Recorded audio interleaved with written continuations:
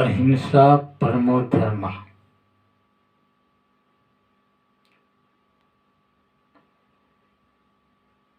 महात्मा गांधी का ये मंत्र था।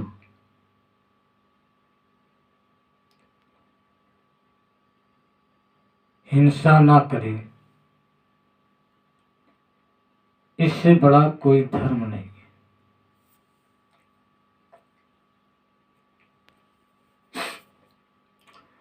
सदगुरु कबीर साहब कहते हैं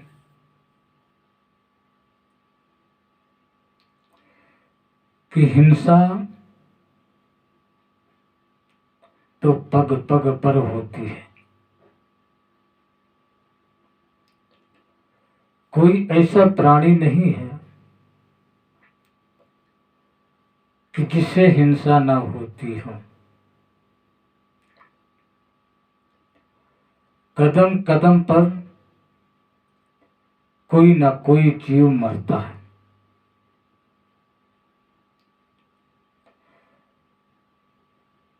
चलते हो तो कितने जीव पैरों के तले आकर के मर जाते हैं।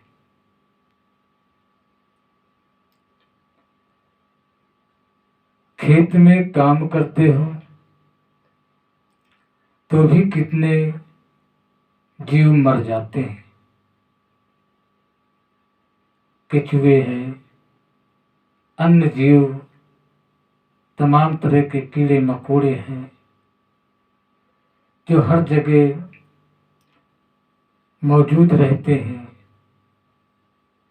और कोई उन पर ध्यान नहीं देता है। चलता रहता है, चलता रहता है और मरते रहते हैं। कितना ध्यान दिया जाए?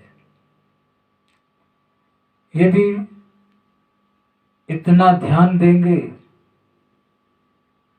तो किसान काम नहीं कर सकता। खेत में कोई मनुष्य या प्राणी चल नहीं सकता,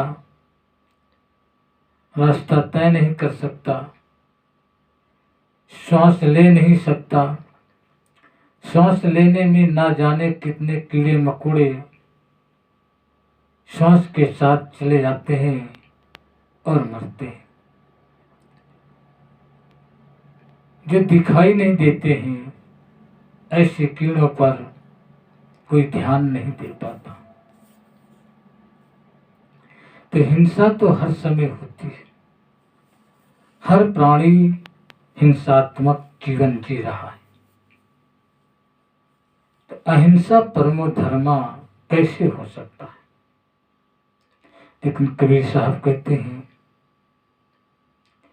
कि हिंसा दो तरह से होती है। एक हिंसा जानबूझकर किया जाता है, स्वार्थ के युक्त, स्वार्थ के लिए, जिसे स्वार्थ के लिए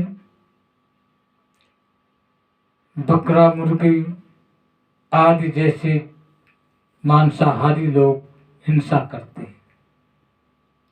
मांस का आहार करने के लिए हिंसा करते हैं। और एक या किसी से कुछ स्वार्थ निकल रहा है, इसके लिए किसी को मार देना, ये भी हिंसा करते हैं। ये हिंसा जानबूझकर होती है। और एक दूसरी हिंसा होती है जिसे हम जान नहीं पाते, धोखे से होते हैं। जैसे रास्ता चलते हुए पैरों के नीचे तमाम तरह के कीड़े मकोड़े मरते रहते हैं। सांस लेते हुए कीड़े मकोड़े सांस के अंदर जाकर के मरते हैं। भोजन के साथ पता नहीं कितने कीड़े मकोड़े मर जाते हैं। ये हिंसा अनजान की है, इसको हम जान नहीं पाते। लेकिन हिंसा तो हिंसा है। पाप तो सभी का लगेगा, भोग तो सबका करना पड़ेगा, चाहे जानकर होती है या अनजाने में होती है।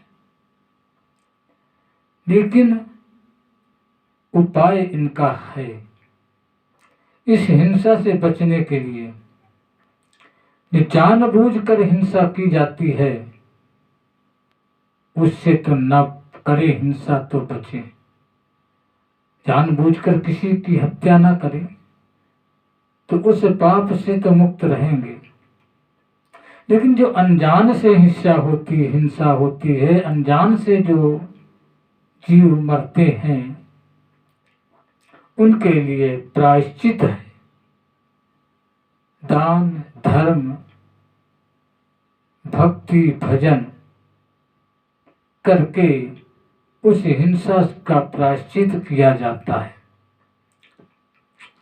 जो उस हिंसा का प्रायश्चित दान करके, धर्म करके, भजन भक्ति करके करता है, वो तो उस हिंसा से मुक्त हो जाता है, उन पापों से मुक्त हो जाता है, क्योंकि वो अनजान में हुई है, जानकर हुई नहीं है।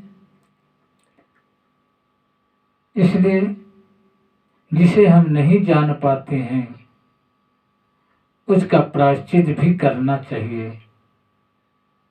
दान करके, सामर्थ्य है दान करके, असमर्थ है भजन करके, भक्ति करके, पूजा करके उसका प्रायश्चित हो जाता है। लेकिन जानबूझकर की हुई हिंसा का प्रायश्चित तो नहीं होगा, उसको तो भोग करने के बाद ही उससे मुक्ति मिलती है। इसलिए सदगुरु कबीर साहब कहते हैं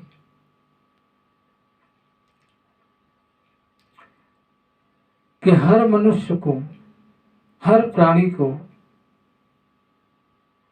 जो यहाँ पर पाया है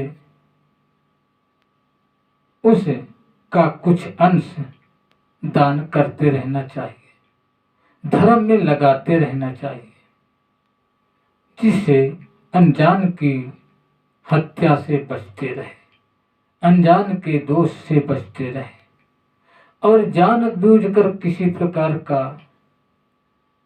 दोष नहीं करना चाहिए। जानबूझकर किया हुआ दोष तो दुर्गुणों से होता है। जब हमारे अंदर दुर्गुण होंगे, विकार होंगे, मन में विचार गंदे होंगे, तभी होगा दुर्गुण। इसलिए इन दुर्गुणों से हमें बचना चाहिए।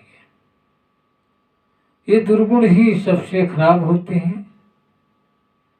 बहादुर वही होता है जो इन दुर्गुणों से बच जाए और मन पर काबू रखे, मन को पर की बातों पर विचार करे, तब आगे कदम उठावे। बहादुर ही होता है। और जो मन के अधीन हो जाता है, जरा जरा सी में क्रोध करता है, अहंकार करता है, ये दुर्गुण है। इन दुर्गुणों से जो नहीं बचेगा वो जरूर जानबूझकर भी हिंसा करेगा, क्योंकि ये सब विषय दुर्गुण ही कराते हैं। अपना अहंकार, अपना मान चाहना है, सम्मान चाहना है, पद चाहना है, धन चाहना है, इन्हीं सब चीजों से तो लड़ाई होती है। जड़ जमीन और चोरू, तीन का ही झगड़ा इस संसार में होता है, और ये जानबूझकर होता है, जानबूझकर होता है। इसको जानते हुए करते हैं। अरे जब जानते हैं किसी का हमारा हक नहीं है किसी पर, तो उस हक के लिए हम क्यों लड़ें, उसके लिए क्यों अपने आप को परेशान करें, उसके लिए क्यों किसी की हत्या करें। तो ये जब करते हैं तो जान करके ही तो करते हैं। तो जानबूझकर जो हिंसा करेगा उसका भोग अवश्य करना पड़ेगा, वो किसी प्रकार के प्रायश्चित से नहीं कट सकता है। उसका प्रायश्चित है भोग करना।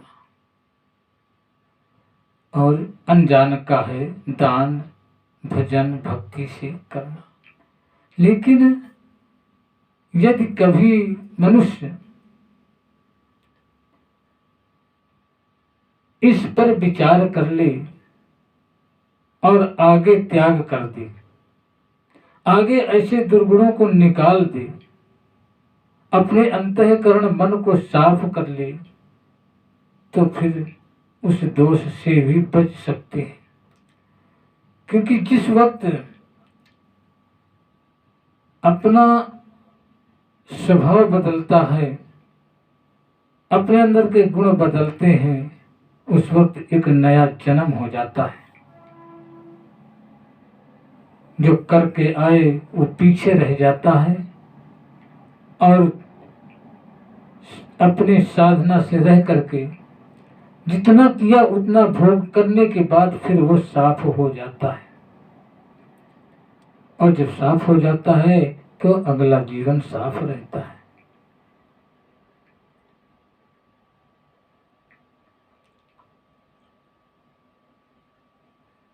जिह माने मुनिवर ठगे सो मान सबन को खाए, कबीर साहब ने कहा है।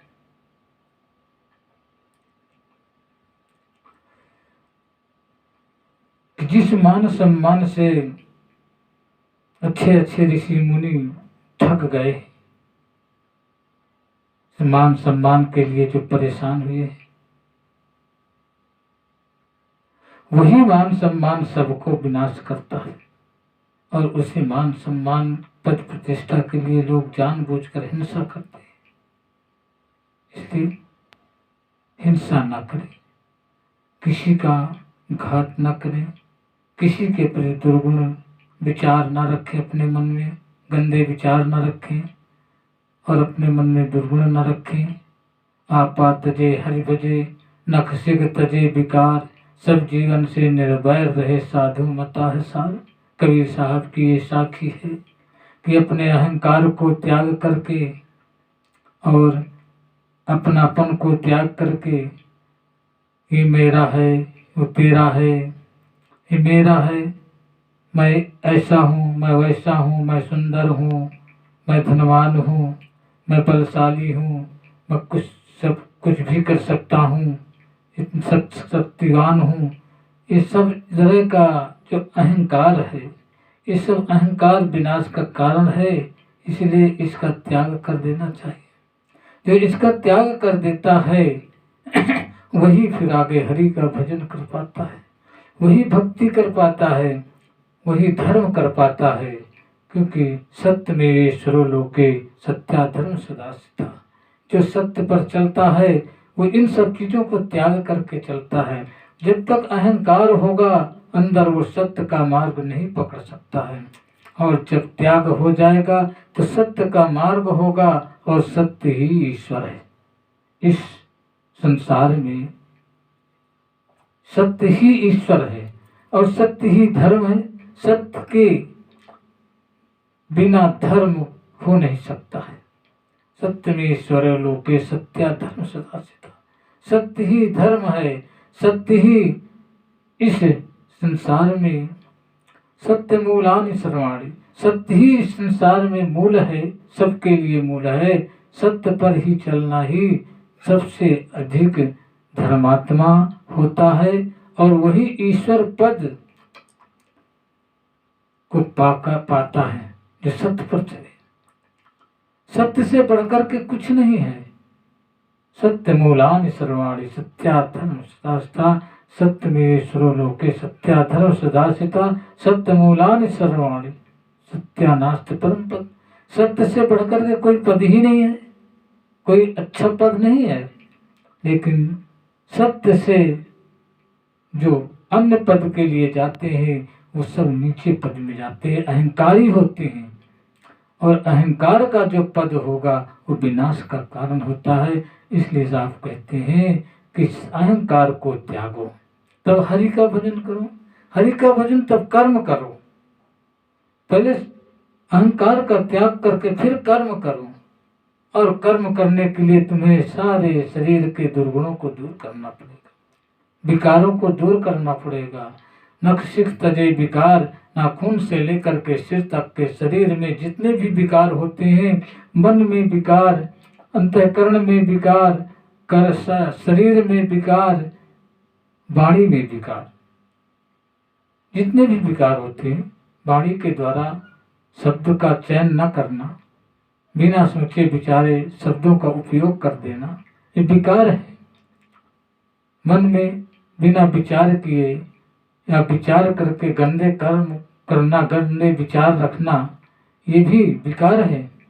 शरीर के द्वारा बुरे कर्म करना, ये भी विकार है। इन सब विकारों को शरीर से दूर करना पड़ेगा। जब दूर कर देंगे और फिर दूर करके तुम्हारा कर्म सफल होगा, हरि का भजन सफल होगा। अहंकार मूल है, प्रथम त्यागें, फिर शरीर से सारे दुर्गुणों को, विकारों को दूर करें अपने से, और तब जाके तुम्हारा कर्म पूर्ण होता है।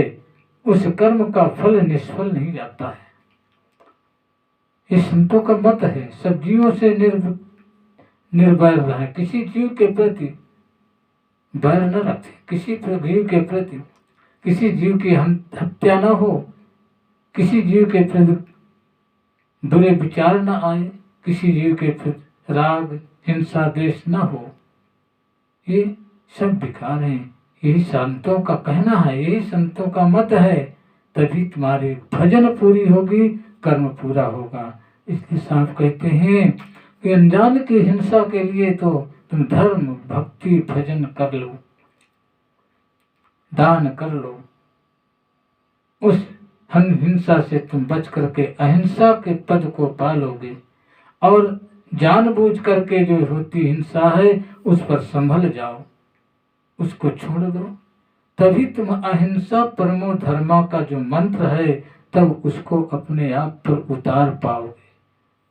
और जब तक इतने दुर्गुणों को अपने से नहीं मिटाओगे, तब तक कितना भी अहिंसा परमो धर्मा का मंत्र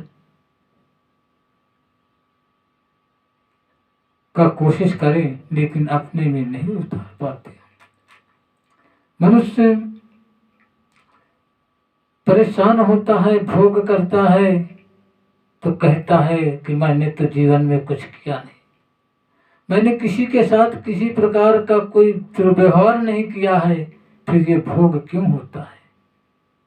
इस पर विचार नहीं करते। अरे मान लो अनजान में जो हुआ हिंसा है, वो तो अनजान में हो गया, जानबूझ करके तुम करते हो, उसका भोग नहीं है। मानो के लिए कुछ नहीं करता, मानो से कोई दुर्व्यवहार नहीं करता, ठीक है। किसी मनुष्य का किसी प्रकार का ईर्ष्या, राग, द्वेष या हनन नहीं करता है, लेकिन पशु पक्षियों का तो करता है। मांस के लिए जीवों का हत्या वो भी तो होती है, वो भी तो हिंसा है। चाहे बकरा हो, मुर्गी हो, भैंसा हो, कोई भी हो, हिंसा तो हिंसा। हत्या तो हत्या, तो क्या उसका परिणाम नहीं भोगना पड़ेगा? भोगना पड़ेगा। उसी का परिणाम ही किसी न किसी, हर भोग के पीछे कोई कारण लगा होता है, हर सुख के पीछे कोई कारण लगा होता है, हर दुख के पीछे कोई कारण लगा होता है। इस कारण को पहचान करके जो उस कारण से मुक्ति कर पा लेता है, वही बचता है। इसलिए अपने दुख का कारण जरूर देखें, अपनी हिंसा का कारण जरूर देखें और उससे बचें। यही सदगुरु कबीर साहब का कहना है। जो अपने अंदर के दुर्गुणों को दूर करके और अनजान की हिंसा को दान करके, भजन करके उसका प्रायश्चित करते रहे, और जान करके किसी के साथ किसी प्रकार की हिंसा न करें, तो अहिंसा परमो धर्मा का मंत्र तुम पर उतरेगा और तुम्हारा जीवन सुखमय रहेगा और अगला जीवन भी कल्याणमय होगा। इन्हीं शब्दों के साथ अपनी वाणी को विराम करता हूँ। अहम शुद्ध चैतन्य ज्ञान स्वरूपम अजराहम अमराहम अखंडम अनुपम। अहम शुद्ध चैतन्य ज्ञान स्वरूपम अजराहम अमराहम अखंडम अनुपम। अहम शुद्ध चैतन्य ज्ञान स्वरूपम अजराहम अमराहम अखंडम अनुपम। इस मंत्र का जो जाप करता है और अहिंसा परमो धर्मा का मार्ग धारण करता है, उसका जीवन इस जीवन में भी सुख और सफलता से बीतता है और अगला जीवन भी उसका सुखमय और कल्याणमय होता है। इन शब्दों के साथ वाणी को विराम। साहेब बंदगी सतगुरु कबीर साहेब की जय। साहेब बंदगी साहेब सतगुरु।